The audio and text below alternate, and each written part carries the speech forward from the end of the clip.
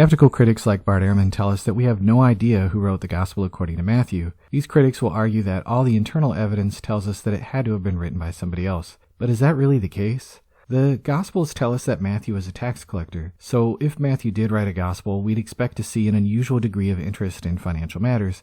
And as it turns out, that's exactly what we find to be the case. Matthew is all about the Benjamins, much more so than any other Gospel writer, and it isn't even particularly close. When we add up all the references to money in Matthew, Mark, and Luke, here's what we get. Gospel according to Luke, 22 mentions, Mark, 6, Matthew, 44. Let's take a look at some of the nitty-gritty details. For starters, only Matthew records the story of Jesus paying the temple tax. Matthew uses a different Greek word to describe their job in comparison to his, to point out that they weren't hired by the Romans. Jesus also makes the point that the king's son get tax exemption, but he doesn't want to offend them, so he sends Peter off on an unusual errand and has him go fishing. He said that the first fish Peter would catch would have a stater in its mouth. Now, we know from history that a stater is a 4 drachma coin, enough to pay both Peter and Jesus' temple tax. What's extra noteworthy here is that Matthew is the only gospel writer to mention both of these coins. Let's take a look at another example. Matthew is the only gospel writer to include the parable of the vineyard workers. Jesus taught that the person who worked 1 hour would get a denarius.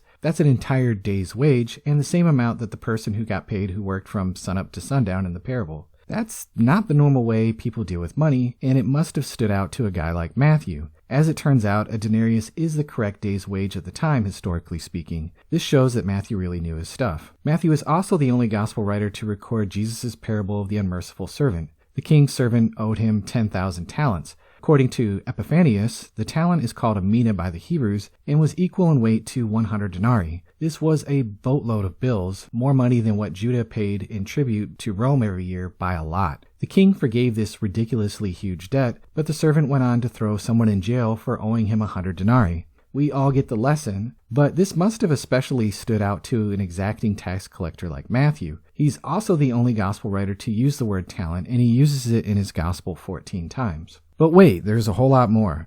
Matthew, Mark, and Luke record sending the 12 to preach the gospel out to the nation of Israel. Mark writes, "Take no money in their belts." Luke phrases it, "Take no money." Matthew gets very oddly specific. He uses 3 terms, writing, "Do not acquire gold, silver, or copper." It isn't really hard to imagine a money-reliant Matthew thinking, wow, take no money, Jesus? I mean, really? Not even the copper? Not even my spare change? You really meant that seek first the kingdom stuff, didn't you? Now, Matthew is also the only evangelist to record that the Pharisees used to swear by the gold in the temple. Mark and Luke never even use the word gold, but Matthew mentions it 5 different times. It would also be difficult to know about this tradition if you never lived in Jerusalem before 70 AD when the temple was destroyed. Matthew is also the only gospel writer who reports the exact payment made to Judas, 30 pieces of silver. Matthew is also the only evangelist who tells us about the hush money paid to the guards at the tomb.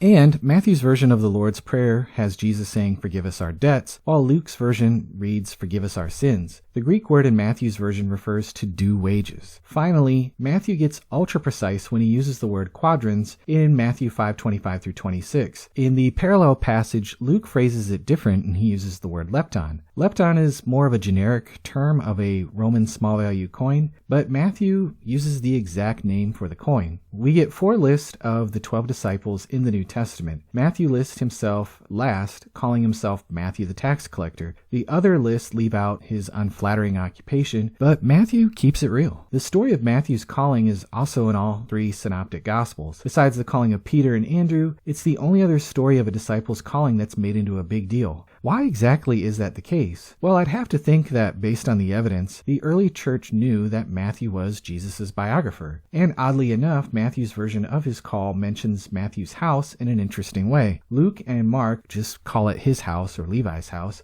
while Matthew gets a little more modest. He says, "in the house." Matthew, being a humble guy and all, gets the attention off of himself. All of the manuscript evidence and testimony that we have from the early church show that Matthew is the genuine author. We've looked at this earlier. Combine that with these little internal clues, and the idea that Matthew is the genuine author of his gospel seems to be right on the money. Really lame pun intended.